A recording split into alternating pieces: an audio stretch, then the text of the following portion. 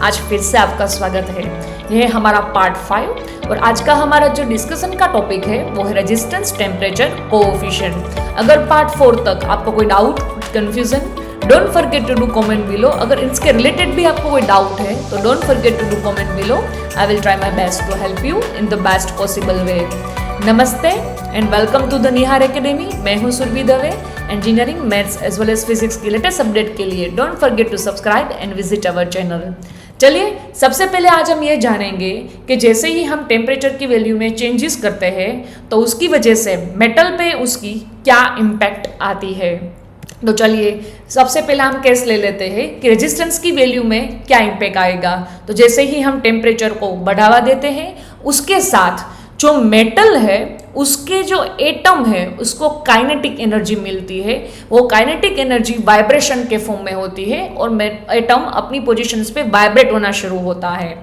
उसकी वजह से अल्टीमेटली जो एटम है उसके बीच में जो कोलिजन रेट मीन्स दो एटम है वो सामने सामने आ जाते हैं, राइट। उसके बीच में टकराव आता है और टकराने का जो रेट है वो बढ़ जाता है और उसकी वजह से अल्टीमेटली हम ये कह सकते हैं कि जो मेटल है उसके जो रेजिस्टेंस है उसमें हमें बढ़ावा देखने को मिलता है। जैसे ही टेम्परेचर बढ़ाते हैं तो मेटल के जो एटम है उसको काइनेटिक एनर्जी मिलती है जो वाइब्रेशन के फॉर्म में होती है। उसकी वजह से दो एटम के बीच में कोलिजन मीन्स टकराव का रेट बढ़ता है। उसकी वजह से मेटल हमें हाई रेजिस्टेंस ऑफर करता है।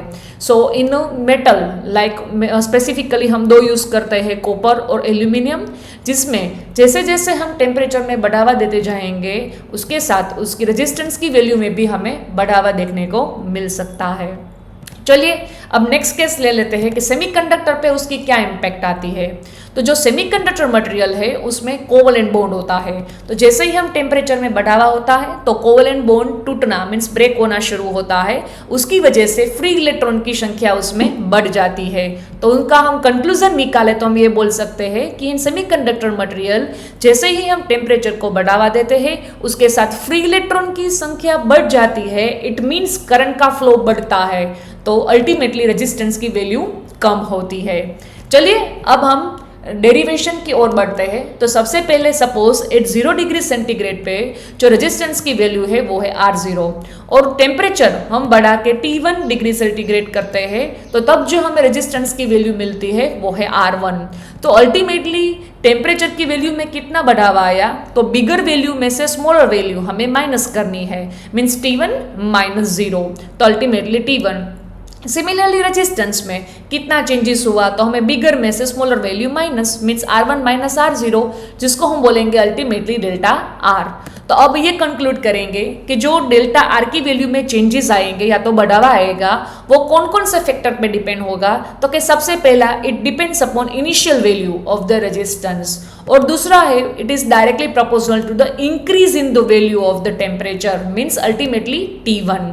So delta R depends upon two value R0 and T1। तो उसको हम कंबाइन लिखे तो delta R proportional to R0 T1, right. और हम आगे लिखे तो डेल्टा R की वैल्यू हम R1 माइनस R0 लिख सकते हैं जो हमने ऊपर मेंशन की है, राइट। वहां पे बस मैं ये वैल्यू से उसको रिप्लेस कर रही हूं।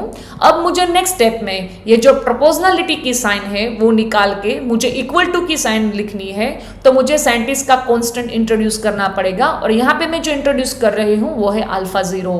So alpha 0 R0 T1। अब R0 माइनस है वो सामने की तरफ जाएगा तो प्लस और R0 को हम कॉमन निकालेंगे तो अल्टीमेटली अल्फा 0 T1 प्लस 1। अब ये जो नीचे वाला इक्वेशन है जो मैंने येलो से हाईलाइट किया वहां पे मुझे अल्फा 0 को फॉर्मूला का हेड बनाना है तो मैं rest of the two term है R0 T1 वो मल्टीप्लिकेशन में है उसको सामने की तरफ भेजूं तो वो डिवीजन में जाएगा। तो ये अल्टीमेटली अल्फा 0 का इक्वेशन है और R1 माइनस R0 है उसको हम डेल्टा R से लिख सकते हैं। So ultimately answer would be delta R upon R0 T1 equal to alpha 0। यह है हमारा फाइनल कंक्लूजन। अब हम डेफिनेशन की ओर आगे बढ़ेंगे। ये डेफिनेशन हमें क्या दिखाती है कि अगर हम टेम्परेचर में 1 डिग्री सेंटीग्रेड का बढ़ावा करते हैं तो ओवरऑल जो रेजिस्टेंस की जो वैल्यू है उस पर क्या इम्पैक्ट आएगी ये हमें दर्शाता है जिसको हम बोलेंगे रेजिस्टेंस टेम्परेचर कोएफिशिएंट और उसका जो यूनिट है वो है 1 अपॉन केल्विन और 1 upon degree centigrade. Once again, thank you for the watching and don't forget to subscribe and share with your friends.